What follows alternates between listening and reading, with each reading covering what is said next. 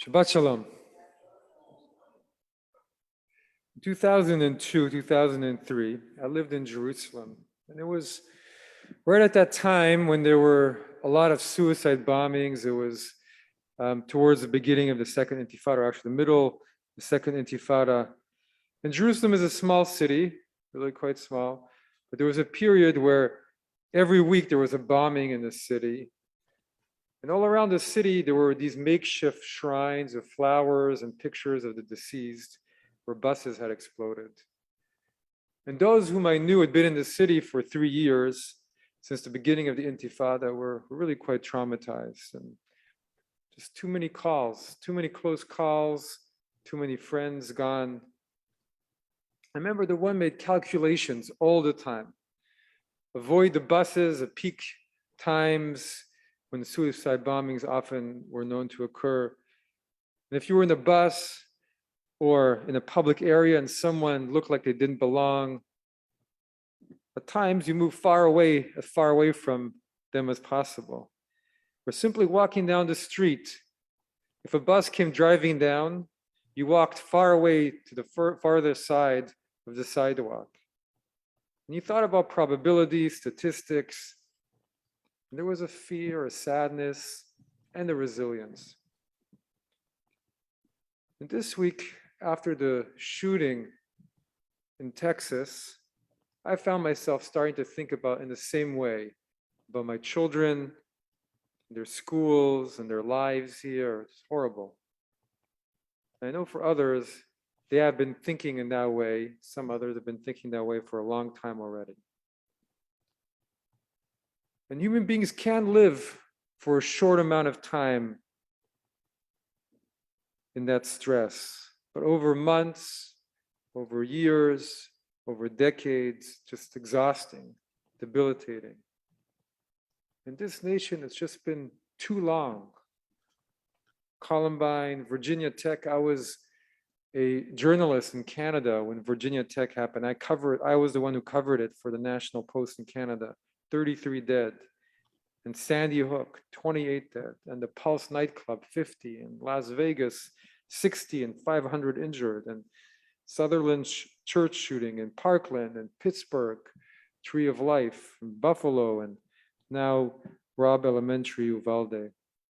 And in between those hundreds and thousands of shootings, between those markers in our memory, and even before Columbine, and it's always shocking and disturbing. But when it's children, we just cannot fathom how someone would do such an act. We're heartbroken, just outraged by it. My cousin, Rabbi Menachem Creditor, is a leading activist against gun violence. And I remember years ago, whenever there was a shooting, I would go to Facebook, and his posts were always full of fire. And this last week, I went to check to see what he wrote. And he just had a few short posts. What to say anymore? We're just tired. We know what the problem is. We know perhaps what the solutions may be, but how to make it happen. Ribono shel olam, we really need your help. And it can lead to all kinds of thoughts in our minds and our hearts about our world, about God, about religion. How can these events happen? In Judaism, thoughts are pretty complex in this matter. Our parsha starts in a similar vein to the second paragraph of the Shema, right? If you follow my laws and faithfully observe my commandments, I will grant you rains in the season so that the earth shall yield its produce. You shall eat your fill of bread and dwell securely in your land. I will grant you peace in the land, and you shall lay down untroubled by anyone. I will give the land respite from vicious beasts, and no sword shall cross your land. But if you do not, a really challenging understanding of religion and God, right? Reward and punishment. To explain such things, I can't go there. And I do not even believe that what it's saying is that when an individual makes a good or a bad choice, it's something there is a direct divine response. And I do not believe in a God that punishes. But perhaps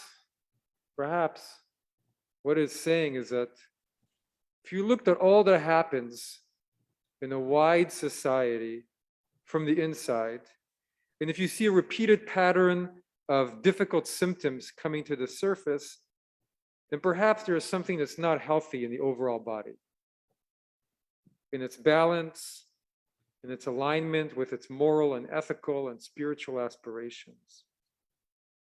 On the other side, perhaps when we are right within ourselves as a collective, the divine can dwell amongst us, and some blessings will be on our land. Not all blessings, that's not the nature of our world.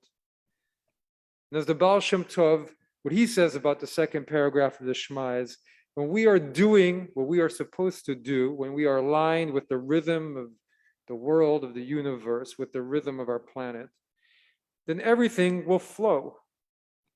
Not that the rains will always come at the perfect time, but the rains, so to speak, will come in their times. But when we are off, everything appears out of sync. It will worsen a pandemic. It will push evil to the surface. It will put weapons in the hands of those whom should never have weapons. And this is the bad news. As a collective, we're stuck and we're in some trouble. So what is the good news? If you walk in my ways. First of all, God knows that we're not always going to get it right. It begins if we are to walk in his ways. Second of all, we're walking. So that means it's a journey, all of it, all of life, a journey. And there are times when the path ahead is clear, and others when we are stuck, and others still when we are lost. But we keep on walking, and we know it's in our hands. And there are two important ideas in Judaism that I believe we do not really think about deeply enough what they mean and integrate them into how we look at the world. And one of them is free will. We have a Yetzer HaTov, a good inclination, and a Yetzer Hara, a bad inclination. And all of life, according to our tradition, is balancing between those two sides of ourselves. And every moment we have a choice which way we're going, this way or that way, left or right, following righteousness or following the other part of ourselves. What that also means, that's what all of life is seen as, is if we do miss a choice, we go down the wrong way, then with God's help, we can get back to that place. We can take that road, maybe from a different point, but we can take that road again, even if it takes time to get there for the opportunity to come back. And that's a challenging way of being. It's all a test, it's all a school, it's all a journey. But yes, it also means that we have opportunities to grow and to learn and to collect little bits of wisdom along the way, which is what it's all about. And the other idea that we do not spend enough time thinking about is B'Tselem Elohim, in the image of God. So we often think about in the image of God, what it means is that we are all equal, ultimately, which is true, of course. We're all in the image of God. But being in the image of God also means that we have some of the power of God, of the universe, within us. Chassidim would say each person is a whole world unto themselves. We have the power to change at least that world.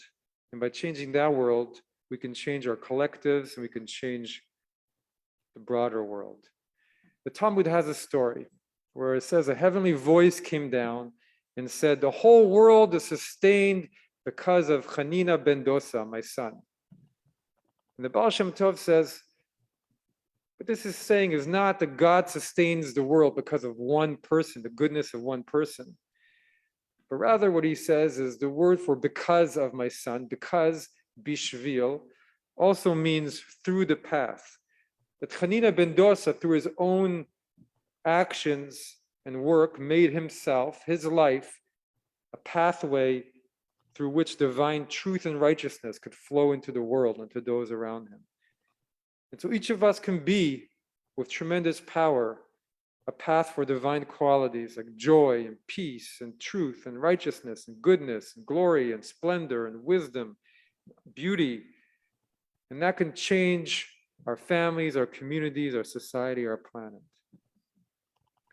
What both of these great ideas tell us is that even if we feel hopeless, there are always choices that we can make because of that free will that keeps coming back every moment. We have the power to change the direction of our journey. There's almost always a chance to shift our course. And that each of us can bring righteousness and blessing into our world.